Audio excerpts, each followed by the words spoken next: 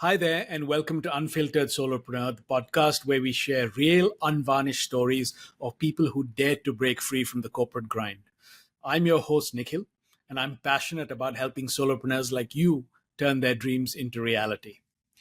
Now, when we talk about financial success as solopreneurs, we often focus on revenue, profits, and expenses. But Amy Greene sees money as more than just numbers. It's a reflection of our mindset, habits, and fears. Her journey from hospitality to financial coaching proves that true financial freedom isn't just about making money, it's also about managing it with intention. Here's what stood out to me from our conversation: financial stability equals business freedom. Amy transitioned into solopreneurship with confidence because she and her husband had already paid off a massive amount of debt. That foundation gave her options. Solopreneurs, remember, don't just chase revenue, prioritize financial security. The more control you have over your money, the more freedom you'll have in your business.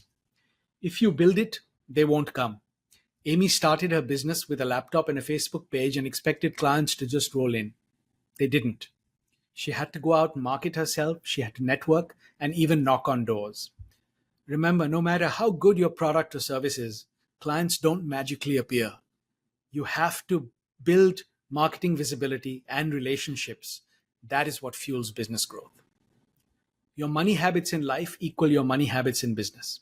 Amy sees this all the time. Many solopreneurs making money but still feeling broke because they don't track, budget, or plan, because they have the same financial patterns in business that they struggle with personally. Want long term sustainability? Treat your finances with the same strategy and attention as your business model. Feast and famine cycles are a choice. Most solopreneurs face inconsistent income, but Amy teaches them that cycles don't have to control you. Her hill and valley account approach helps smooth out financial ups and downs. Instead of reacting to bad months, plan for them. Create systems that ensure consistent pay even when your revenue fluctuates. Your brand is more than what you sell. Amy shifted from working with couples to solopreneurs because they needed a mindset shift, not just financial advice. Remember, people buy trust and expertise, not just services. How you make them feel is just as important as what you offer. If you're struggling with financial ups and downs or solopreneurship, this episode is for you. Amy's insights will help you take control of your money and build a more sustainable business. Enjoy, and I will see you on the other side.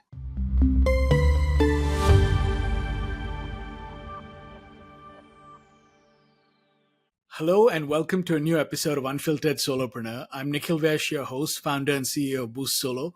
My guest today is a former hospitality pro turned financial coach who helps solopreneurs escape the feast or famine cycle and build a brighter financial future, proving that numbers aren't just math, they're a path to personal transformation. Amy, welcome to the show. Thank you, Nikhil. It's great to be here. So, if you've watched any episodes, I like to dive right in. So, I'm going to start by I'm going to start with, you shared with me that losing your job in hospitality was a turning point for you to start your business, right? So I'm curious, if you hadn't been let go from your corporate job, do you think you would have pursued your own coaching business? Why or why not? Can you give us a little idea? Yeah, no, that's a fascinating question because I feel like everything is divinely guided and I was meant to leave. And so I had seen some signs that I should go and had visions of me, standing up, doing the whole I quit and leaving. So when I didn't do it, I was like, well, then God just was like, here's the way out.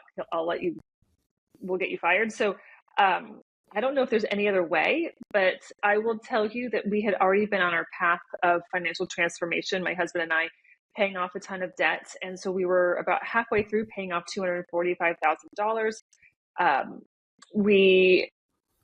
I probably would have gotten another job, but who knows if I would have found out about financial coach training. We followed Dave Ramsey. I heard about his coach training. My interest was piqued just because I'm a nerd.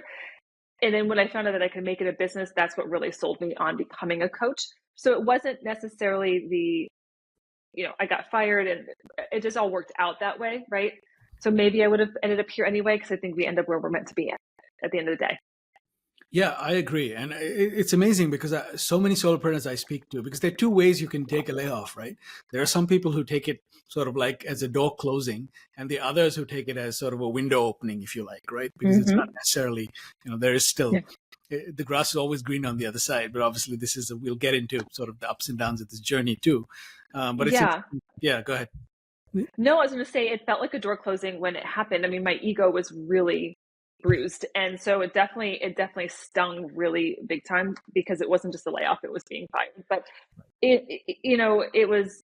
um, it was all meant to be because I wouldn't have quit on my own. So it was Yeah. all meant to be. So sometimes you need a little impetus, right? And not, wrapped in probably not the best paper, right? But it can be an impetus. Absolutely. And I think that sometimes that's when we kind of have to go through those rough patches that feel so gloomy in some ways. I mean, I can remember bawling on the floor, but it's part of your transformation and growth process, I really believe. Yeah, no, I agree.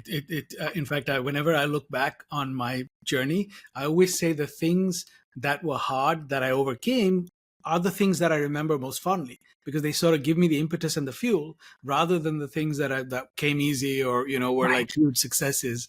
Um, and I don't mean that like you should have a lot of troughs and these things, but I think the learning experience and also the fortitude that you find, inner fortitude and strength you find out of that is what I think you remember fondly, right? That's kind of what I'm trying Yes, to say. absolutely. Absolutely. And so you mentioned the $245,000 worth of debt. You climbed out of that in 2 years. Now, was that also part of what gave you the courage to make this leap? It sounded like it was sort of two parts to this. Right. So getting out of all that debt and getting on this plan, this financial plan that was just very simple and clean, so that when I was let go, it made it very easy for us to say, okay, I'm just going to become a stay-at-home mom because the numbers, the math, I was like, it's okay. And so that really was a big piece of saying, when you get your act together when it comes to money, you can do the things that you want to do. I didn't necessarily want to become a stay-at-home mom, but I also didn't want to stay where I was working. So, and I've always wanted to become an entrepreneur. I just didn't know I wanted to be a financial coach. And so, um, I think that's definitely a part of it. But also just seeing the financial transformation that we had and how getting on the same page and budgeting and paying off debt and buildings, like all of it just was like, wow, like I can help other people do this too because other people need it just like I do. So the other thing I wanted to ask you was you have an interesting background. Your background spans finance, hospitality, and I guess personal transformation. So would you say these diverse experiences prepared you for solopreneurship or not? Oh, that's a good question. I think some of them were yes and no. I mean, hospitality is so different because you're serving people and you are catering to their wishes and their desires. Our goal was always to try to find a way to say yes. And how Right. do I make this guest happy? And when it comes to business, you can't do that. It's people might say that the customer's always right, but they don't have the right to walk all over you. So it doesn't. So I had to get firm with myself in terms of no, I'm not working on a weekend, or no, I'm not working late at night, or working around those boundaries that serve me and my family, and just being like, this is when my business is open, and because hospitality is 24/7, but it doesn't mean that I, as a business owner, need to work 24/7. So it was that was a mindset shift for me. I think I was always interested in finance, personal finance, and I went and got my MBA in finance, but it's not the same. And it's very, very different. And so, did it prepare me? Sure. And I did get a dual degree in the master's degree, it's finance and entrepreneurship. But I think that, what you can learn in school, like, isn't what you learn in real life. Yeah. It's not. So, very different things. Yeah, I think even that's even truer today than it was maybe when I was growing up, and I'm a lot older than you, but it's like, and that time, because I think even people who went straight from school, even now, I still tell kids, don't go straight out of college to go to an MBA, go get some experience because the perspective that real life brings, even to the classroom, you're not going to get from a textbook. And I think that's even truer today, right? I mean, I'm struggling to find a reason for people to go to college a lot of the time, because I feel like the Yeah. learning that can happen now with all the tools that we have and the pace at which things are changing, I don't think our education system can keep up. So I almost feel like teach basic skills and then, then do job training for like 4 or 5 years, then maybe go back and learn and then go back again. Right. No, absolutely. I 100% agree. And only in those areas that you really do need a degree, like if you want to become a CPA or whatever, or a lawyer, you need those degrees. But to be an entrepreneur, you really don't. Yeah. There's no, unless you're, doing something that requires a degree, you don't really need it for most businesses. Yeah. And in fact, funny you say that, because as far as I know, I haven't read any books on building a solo business. There are lots on building startups and things like that, but I haven't come across one that teaches you how to be like a solopreneur, basically.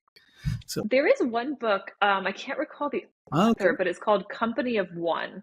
But he talks about how he built a company of one, and he's like, you can grow, like the goal isn't always to grow and grow and grow and hire staff and build these things and build teams and have locations. He's like, I can scale by myself and just contract out the services I need. Like I don't have to hire them as W-2 employees and have like a whole staff. So it's looking at it from a different perspective. And he's like, I get to create the business I want for the life I want. And that's what I think is the beauty of being a solopreneur is my life, my business fits in my life, not my life fits around my business. So it's this whole perspective of it.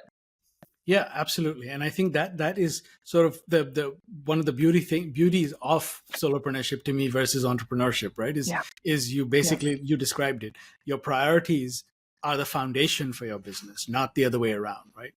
So you're sort of feeding the things that matter to you through your business. Exactly. Yeah. Exactly.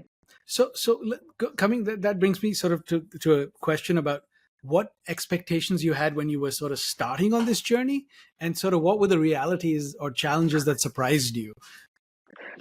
I think the expectation was that once you build it, they will come. And I started literally at my kitchen island with my laptop and a Facebook page. And it was like, okay, I'm open.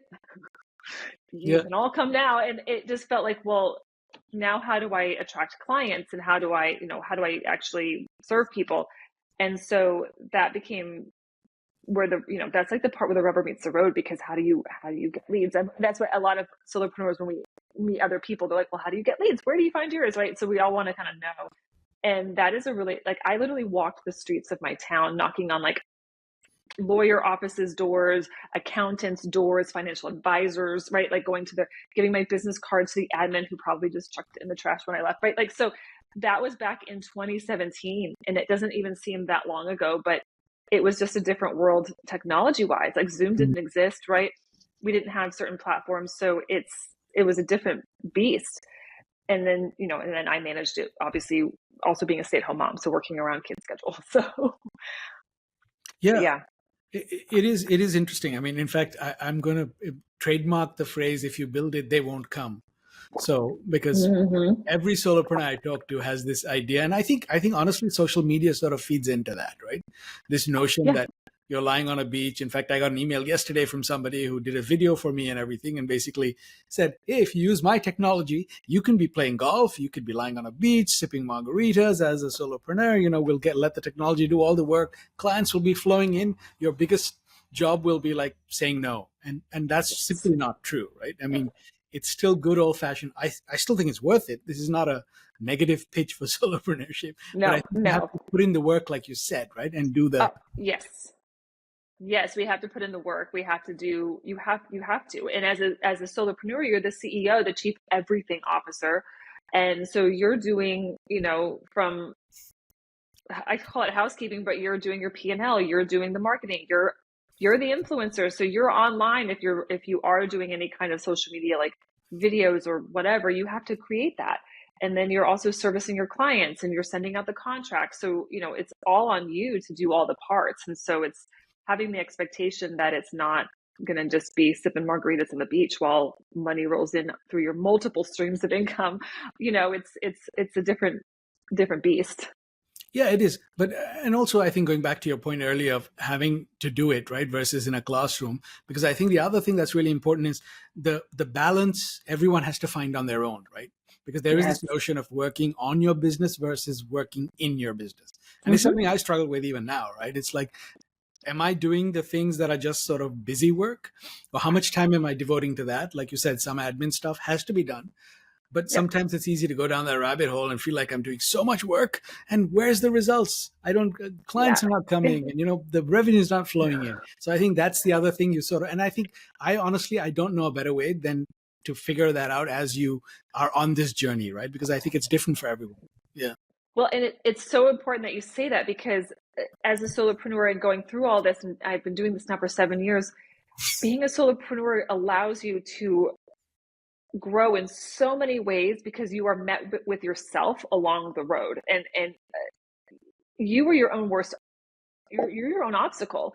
And so I have been down the busyness rabbit hole too, and you're like, oh, but I did all these little things, right? Check, check, check, check, check. But like, was any of them client facing? Was any of them client creation, or was any of them money making activities? And then, so you can feel productive and busy, but were you actually reaching your goal, like trying to work towards creating income for yourself? And so we often, those activities are the ones that make us scared. It's networking, it's speaking, creating speaking gigs, or being on social media, or whatever those things are. And we have a lot of fear or resistance to, and we don't want to feel that. So we go to the busy work, which is like, I can hide in my little office and do my thing. So definitely opportunities for solopreneurs to grow. But, and so it's definitely a big awareness piece.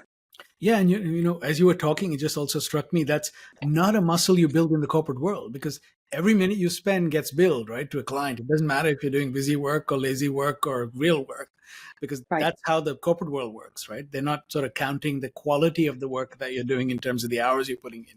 Whereas in this life, that absolutely matters. So yeah, but again, I think that's something you have to. It's a muscle you grow, right? I don't think Yes. you're born with. So, but it's part of the journey. So now I want to move a little bit and talk a little bit about your branding, right? So many financial coaches, a lot of them sort of focus on the numbers, right? But one of the things I remember you telling me is, with your tagline, "Wake up to a brighter financial future," you emphasize that finances are more than numbers. I said that in your opening too, right? It's about transforming Mm-hmm. lives. So how do Yes. you communicate this difference to potential clients who might just be sort of thinking about numbers and budgeting? Right. So when I meet with a potential client, we're usually on a sales call, on a consultation or something. And I ask for permission first, but then I can coach them if I see something that seems like I can dig a little bit. Because if they can experience what my coaching is like, then they get to understand that the transformation that's possible. Because our money challenges, the where we are with money, is just a result of all the decisions we've made financially up until this point. But it's also a result of our mindset, right? And a lot of us grew, the way we grew up impacts how we spend money and behave with money and act with money. And so if we can dive a little under the surface, then we can understand more or less, like, how do we change how our money is behaving, if I can get below the surface and change how I'm thinking about money and believing about money. So even in my own life, like, I was very much a money controller. Like, I wanted to control it, I want to save it, I want to account for every penny, but then it, like, that blocks overflow, and that blocks creativity, and that doesn't allow for fun and spontaneity.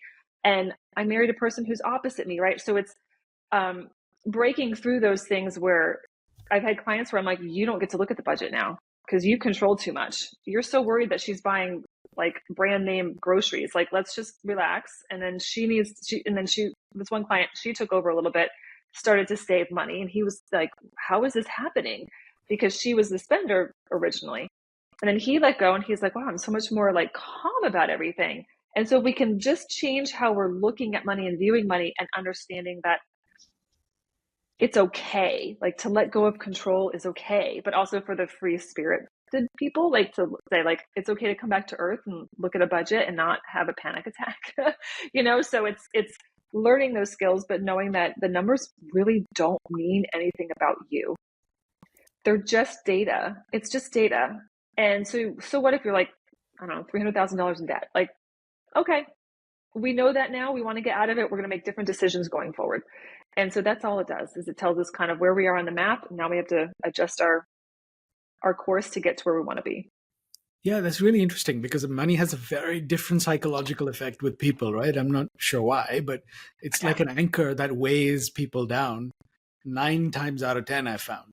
And, I can say I'm Hmm. guilty of it too, because I can't say Hmm. I have a super healthy relationship with money, but Right. that's something we can talk about offline maybe.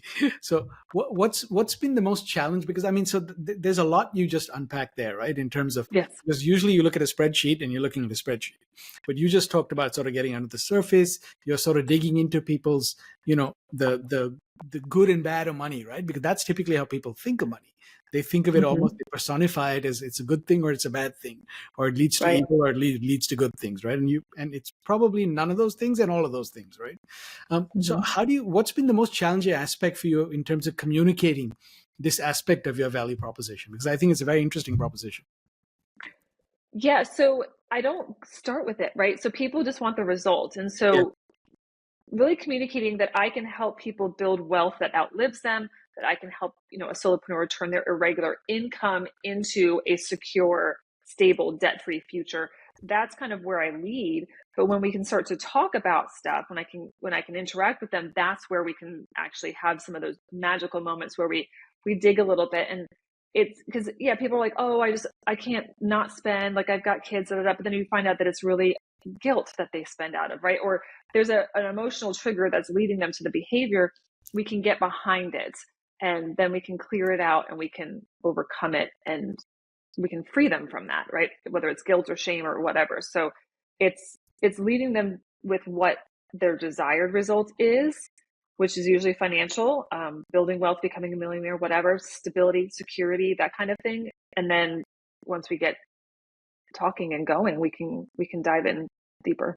Yeah, that makes a lot of sense. And it's a good lesson there because you can't start with the destination, right? Because people don't really understand, or you probably don't even have the trust to go there, right? At the beginning. You sort of got to Yes. think, if I almost think of it as Maslow's hierarchy now, you start with the basic stuff. Like, let's balance Right. the books, let's get you out of debt, whatever the tangible financial thing might be. And once that's Yeah. resolved, you can start digging and getting into deeper layers, right? Of things that will maybe prevent that from happening again. Hmm. Maybe. Yeah. Exactly. Okay. Yeah. So now you also mentioned one other interesting thing to me, which is that you pivoted from working with couples to solopreneurs and that you love Yes. working with solo business owners, right? So what Yes. drove this shift? And can you talk about how it might have changed your approach to your brand and coaching? Yeah. So it was actually, it was brought up in a coaching call that I was on, and someone's like, "Oh my God, you'd be great to work with coaches." And I was like, "Well, coaches are one sect of a solopreneur, um, but it's really just working with people. I've always attracted a lot of people who had a side business. So would work with a couple, and then like the wife would have a small business or a side business, or that was her main gig, and we never started with the business, but we would work on their personal finances because that's where the pain was, right? That's where they were like, we are struggling. And I'm like, well, we just I would want to tap into the business side too, just to make sure that they were set up and organized in a way. And so I just kept feeling the call to work with those people. So now it's like, let's just combine it. And I can work with a solopreneur on both their business and their personal finances, because a lot of they are interconnected, right? And sometimes I work with a lot of single solopreneurs. So it's them and their coaching business or their practice or whatever they're doing. And they have to manage the business and their household budget on that income. Okay, yeah, that makes a lot of sense. And what are some of the challenges you've encountered in trying to attract solopreneur clients?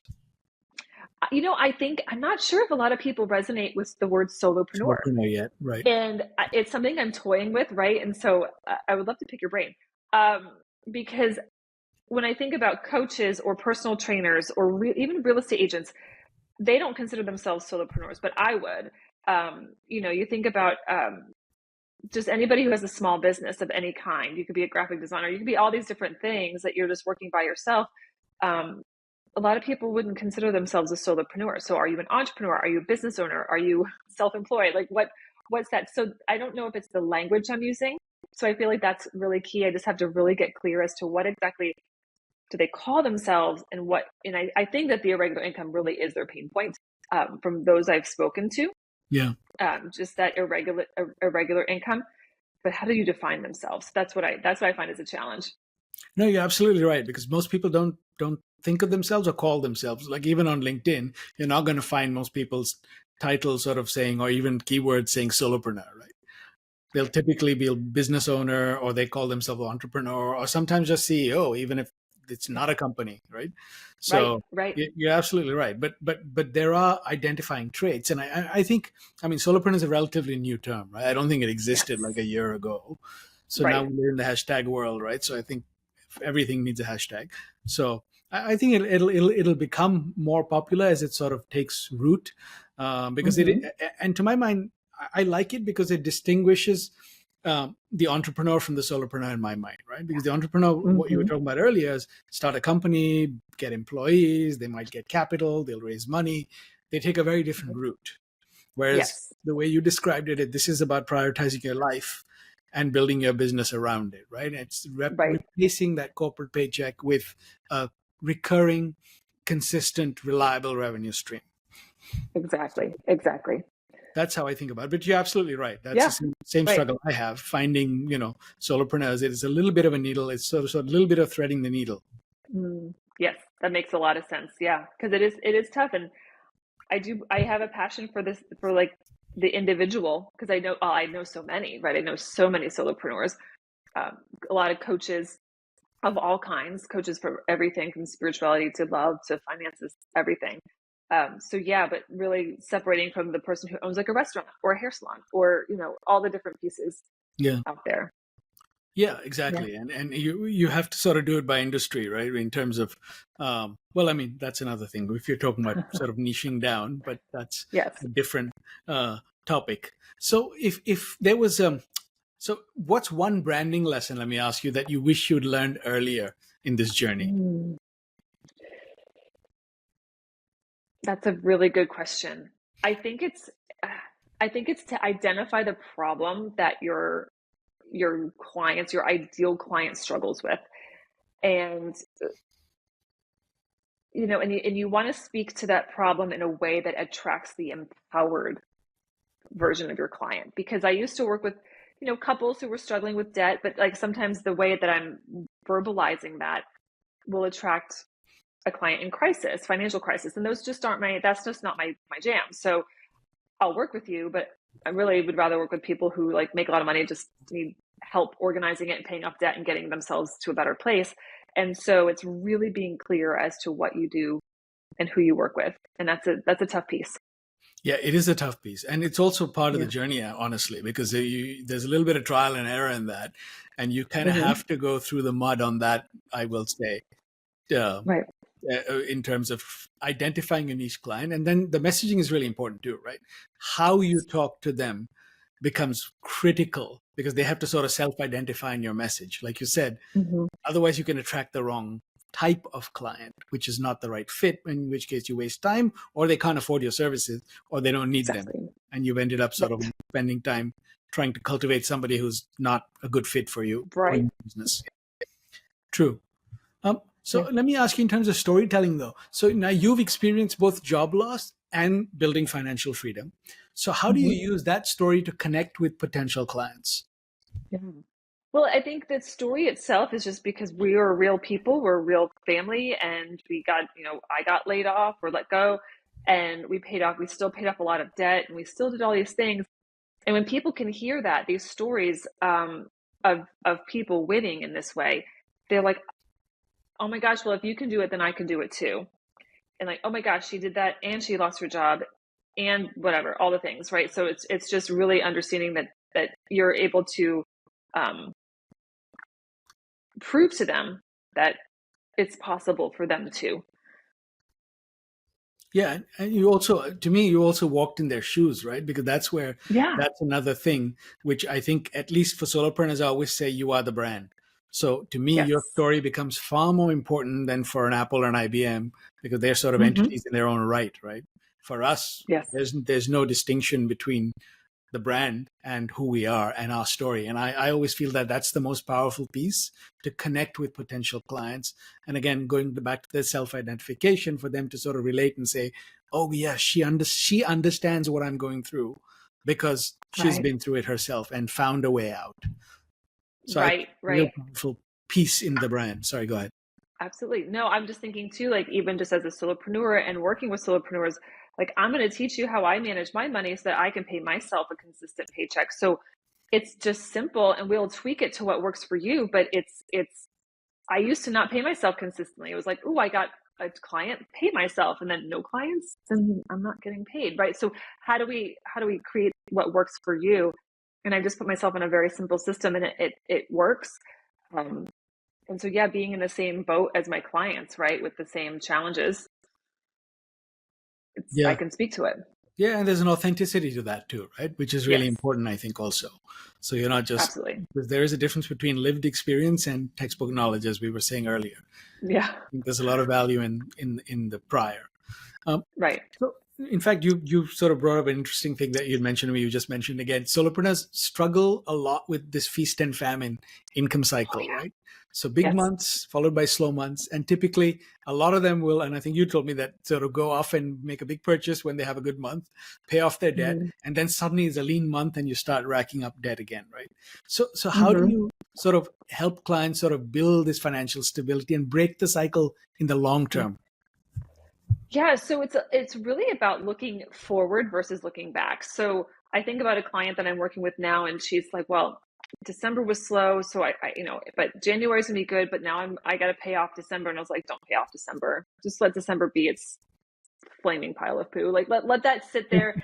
Let's move forward because we have to be always thinking about protecting our income for the low months. And so building up, I call it a hill and valley account, but building up money so that you make extra 1 month, you have an overflow month, great. Put some money aside for that month. And if you need to, you can still pay yourself to cover your bills, to do all that. And it helps you to not go into debt, right? Because otherwise you just keep going back and forth like a ping pong ball and you feel frustrated. So, and then it's just, tweaking things along the way. It's looking at, how can we adjust what we're spending money on? Do I really need this service in my business or at home? Or, and it's looking at, I obviously look at budgeting, right? And so we're looking at our behaviors and it's saying like, am I willing to sacrifice a little bit to move myself farther along? What am I Yeah. willing to do to change? Okay. Yeah. Yeah. No, that makes a lot of sense. And so the other thing you mentioned was also that in terms of, and this was interesting to me, is many solopreneurs sort of don't realize that the financial habits that they have are hurting them until it's too late. So how do you sort of position yourself for them to recognize that they need help before they hit the crisis, right? Because you just talked about how the ones who are in crisis are not necessarily the one is not your jam. So how do you sort of communicate that before they reach that point? Yeah. So really it's, I communicate it in a way that's, you're making good money in your business, right? You're successful. Your business has proven that it's a good thing. It's just you can't get off this like cycle of Right. feast and famine, like you're kind of stuck. And so how do we get unstuck? Well, you need my help and guidance to help you navigate this. And so it's also just really understanding that a lot of people, especially entrepreneurs and solopreneurs, are disorganized. Yeah. And so how do we get ourselves to a place where we create a very simple but organized system that we're looking at our money? So many of us, and I say us in general, meaning everyone, solopreneurs or not, but we're not looking at our numbers. We're not looking at our data. We're not looking at what's happening. We just want to ignore it. But once we start to look at it, we can sift through it and make better decisions. So that gives us knowledge to make money moves of Yeah. what we need to do to course correct. And so instead of just ignoring it and staying on the hamster wheel, we're going to get off and like look at the map and see where we are. Yeah, and I love how you said you're sort of looking forward rather than backward, right? Because we all have a Yeah. tendency to sort of try. We can't change history. You can't change the past. Like you said, December was a pile of poo, and you got to let it go, and you got to think Yep. about February and March, right? Well, Yep. yeah, exactly. So, so let me ask you now, in terms of, uh, I'm just curious though, have you found it easier or harder to target solopreneurs versus married couples? Yeah, I actually find it harder with solopreneurs. I do. Um, I feel like, again, I don't know if people are resonating with the term solopreneur. Right. That might be a huge piece. And so I'm Sure. toying with different like words like the self-employed. I'm toying with different words, but it's I don't know if solopreneurs know that they have an issue either. Yeah. Where like married couples, it was like, we don't agree with money. Our money situation is not where we want it to be, or where one of them, they have different views. And so there was I feel like an easier grab in that. There was just more I can talk to the marriage and the money. And that really brought people along, which I do. If you're married and you're a solopreneur, I work with you, right? Because Yep. the home budget really does impact a lot on the solopreneur. And, there can be pressure at home. There can be stress at home. If you're the breadwinner in your business, now there's pressure to pay the bills, or if there's a goal and you want to keep increasing and grow so that you can reach some milestone or whatever, then there's pressure, and we have to figure out how do we let go of the pressure so that we can still feel very safe and secure in what we're doing. Our finances don't feel chaotic; they feel grounded, and we can serve our clients in that same energy, not feeling stressed out. Yeah, and it's interesting you say that because, and also now I'm thinking about it from a brand standpoint, the problem becomes more overt when there's two people and in a marriage, right? Whereas not necessarily, because also we're good at lying to ourselves as human beings. And especially, I mean, in a solopreneur business, and I mean that in a good way, as in you sort of look at the rosy side of things versus the reality, right? So I think the problem is also maybe not as overt when you're just a solopreneur on your own, working on Yeah. your business, or you sort of tell yourself, oh, I had a tough month, but next month will be better. And then you say that the same thing the next month, right? And that's why I feel like the Yes. cycle sort of perpetuates. And by month 6, you're like, oh my God, what am I going to do in month 7? So I think there's an interesting insight there that we can both There is. make. There is. Absolutely. Right. And I just met with a woman today who's married, and she's like, it was fine when I was single, but now that I'm married, it's like, but that's because you had your way. And Yes. now you're probably married to your opposite, which she was, but like, it's like, or she is. And so it's like, we have to come together and decide on this together. So there's all obviously the relational piece of it. And it can exist even, I'm married. So there's still a relational piece of the home budget, but then the business side too. And so being able to keep my husband abreast of what's happening, because kind of mi casa y su casa, my business money really is ours. It's, if I make a big investment in my business, he still has a say a little bit. So A little bit. I like a that. little bit. I mean, he's like, But if your business can fund it, go ahead. But and that's usually his answer. But sure.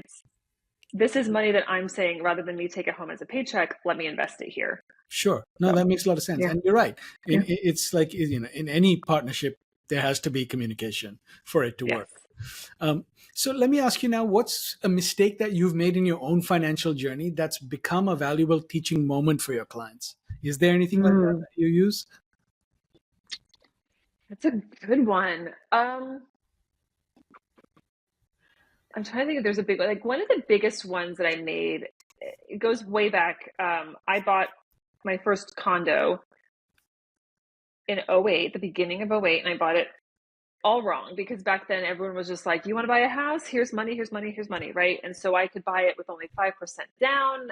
There was zero closing costs, like all these incentives.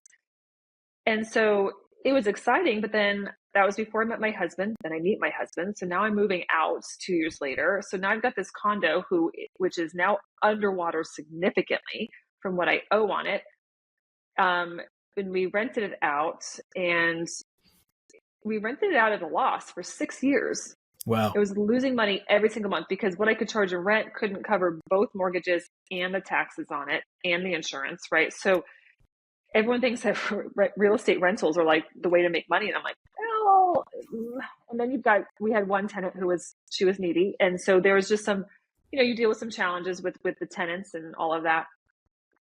So we finally sold it. And it was like such a relief just to get rid of it.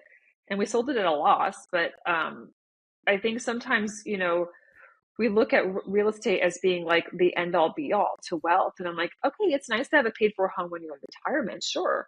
I get that. But is it the avenue for everybody? Is it, because I'm sorry, but if you're broke, you really don't need to be buying a home.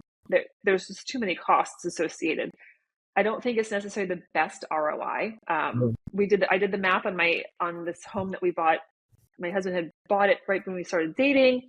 We lived in it with our family like for 15 years and sold it. And yeah, we sold it for way more than double what he paid for it. But you factor in all the money you've poured into that home for all of the maintenance, Right. and we actually probably lost money. You know what I mean? Like, at the end of the day, it seems like some big cash payout, but it's really not as big as you think it is. And so it just comes down to what you want, what you're willing to pay for, and what you're looking to accomplish at the end, in your life. But I think that was one of my bigger mistakes, is buying that condo. But I can't say that, because if I didn't live in New Jersey at the time, then I wouldn't have met my husband. So like, there's like, you know what I mean? Like, I wouldn't have been looking in that area. So I would have been looking somewhere else. So I think everything is divinely guided, but that was a big lesson to learn. Yeah, no, Sure. that's interesting. And you're right. It's interesting you say that, because there is this notion, at least in this country, that the ultimate dream is to own a home, right? But it Mm-hmm. doesn't necessarily mean. And also, I remember someone once telling me that it's not equity unless you have a second home, because if you're living in it, you can't really, capitalize on the value of that home. And like you said, you have to also spend a lot of money. Someone else once told me a home is a life's work, right? So yes, it is. It is. It is. It's just there's always something to fix. yeah, I know. I rent and I'm happy. So I'm like, Yes. my friends are always complaining about the boiler and blah blah blah, but I don't have to deal with that. I can call somebody. Yes.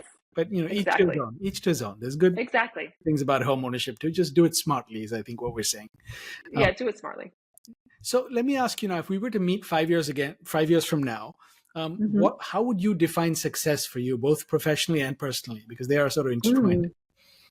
Yeah, I think, let's see, 5 years from now, I'm doing the math. Okay. How old will I be?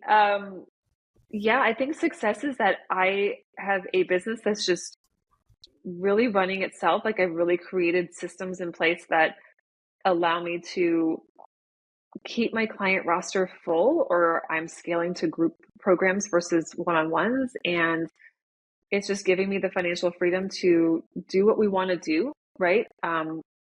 Whether it's travel or buy new cars or whatever, but it's also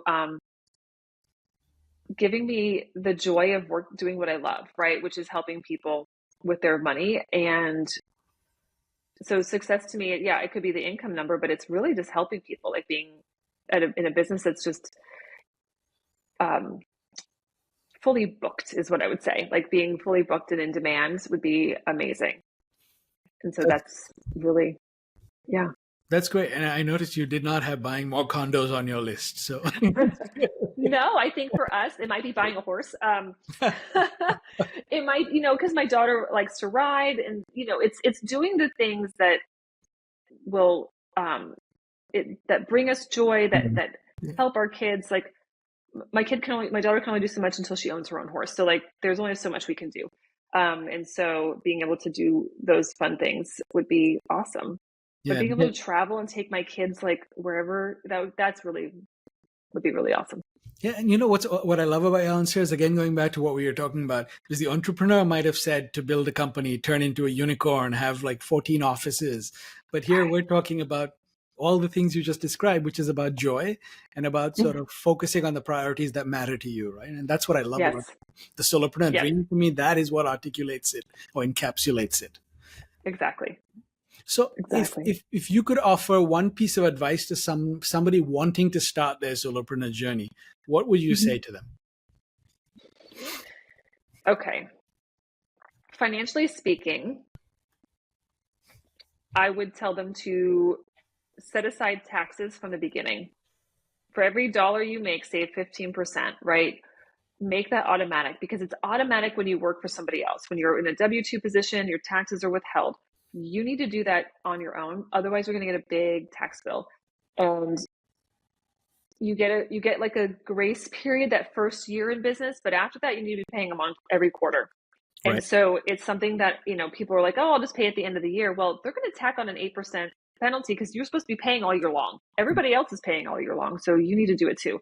So that's just something that I would just say is get in the habit of, if you make $100 in your business, it's not all yours. Yeah. It's just, don't count on all $100. Yeah. Keep some for Uncle Sam, because he's going to come knocking, right? And I didn't realize there was an 8% penalty, but that's good to know. And I think also most people, because in freelance, typically you don't have to pay every quarter, right? If you don't have an LLC or you're not, and maybe I'm getting too technical, but you can pay at the end of the year. But if once you have a company, you have to sort of, or once in a business, you have to pay quarterly, right? Or those are the details. Those are the nuances of tax code that I don't know, because I'm a DBA. I do not have an LLC. I do not have an EIN. So I still pay every quarter. I still do. So, Yeah, I I could still be do. wrong, so don't take that as tax advice. Yeah, no, I know. This is But the thing. And tax law changes like yeah, constantly. So, well, that's like, true. yeah. Everything So go changes now. check Yeah, with your CPA. these days everything feels like they change it every month. But let Yes. me. But actually, what you said is still a very good habit for anyone Yes. sort of doing their own, getting an income stream outside of the corporate world. Pay quarterly.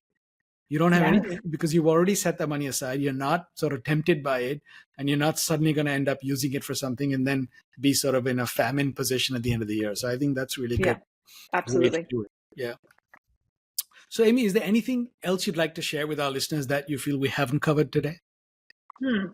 Well, I think that, knowing why you created your business is so, so important. I mean, I created my business, number one, for an intellectual outlet. I was not designed to be a stay-at-home mom. And so having that intellectual outlet, having something to do, for me was essential. But it's also become this catapult to creating the life that I want and the life that we want, right? So my husband has a regular, W-2 job, but like it's giving me this opportunity to create incredible income because I feel like with solopreneurs, depending on what you do, you can create a lot of money. Like Yeah. I know, like I have a coach and she's making, millions of dollars a year, right? Like you can make a lot of money doing stuff. And so how do you create a business that really generates beautiful cash flow for you so that you can do what you want? And keeping that in mind will help you with how you run your business because we can get so caught up in the dollars and the money we're making and feeling that we have to and we need to, that we end up overworking and we work 24/7 and we become a slave to clients we don't like and all of that. And the goal is just to be like, no, I created this for fun. I created this for extra income. I created this for something so I can serve other people and help other people. And the goal is to not be a slave to because then it's just a job. Like if you're just a slave, this business is a job. So have fun with it, enjoy it, keep it in perspective that it's, if you want to grow and have multiple locations and have 1,200 employees, fine, that's fine. But if you want to stay solo and keep it, manageable, that's up to you. Yeah, no, I love that. And I loved how you said start with your why, right? And Yes. that's important. And also the why can't just be I want to make a boatload of money. Because you gotta figure out how you get to that's the outcome. That's not the Yeah. goal, right? Yeah. Right. And a Exactly. lot of people make that mistake. It's like, I want to go out and make a lot of money. It's like, okay, great. What are you going to do though? How are you going to make it? Yeah. So, and plus you got to be passionate about it, right? It has to give you meaning Yes.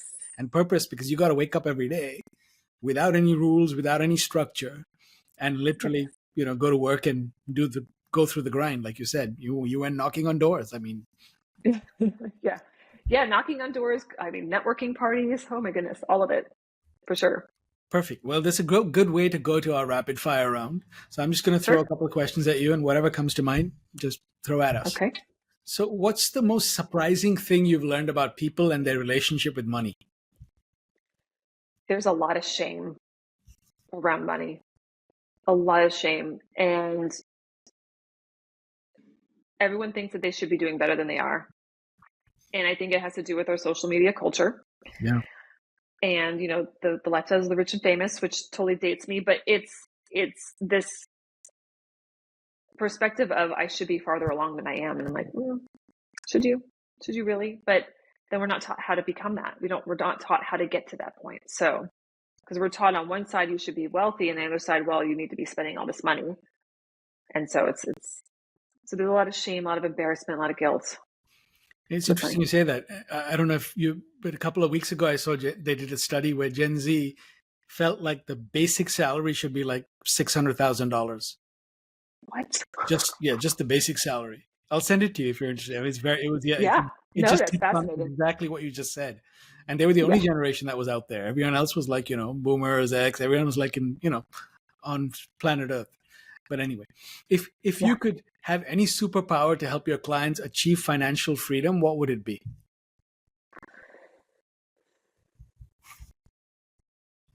For them to see the future.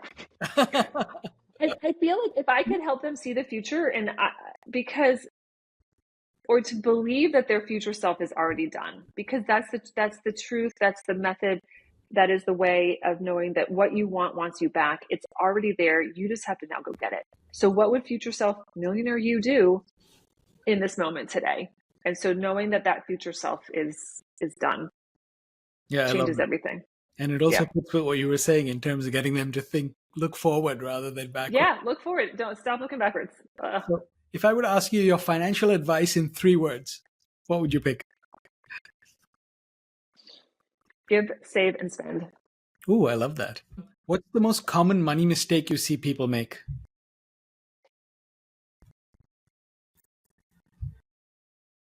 Not budgeting. Okay, yeah, I could see that. If you could teach every high school kid one financial concept, what would it be? Budgeting. Well, it'd be Touche. budgeting with the, Yeah. like budgeting. Yeah, how to budget, like understanding where their money's going, how to save. And that there are Yeah, 2 sides to it, right? Like you said, there's 2 sides. Yeah. in and out. And you got to Yep. find a way to balance those. Well, Yes. that's a great way to end our show. Amy, it's been a blast having you. Thank you so much for sharing all your insights, wisdom, and for sharing your story with us. Thank you, Nikhil. It's been a great time being on your show. Thank you. That wraps up another episode of Unfiltered Solopreneur. I would love to hear your thoughts about today's conversation. Let's continue the discussion in the comments below or on LinkedIn at BoostSolo. If you're looking to connect with like-minded solopreneurs and take your business to the next level, join our BoostSolo community.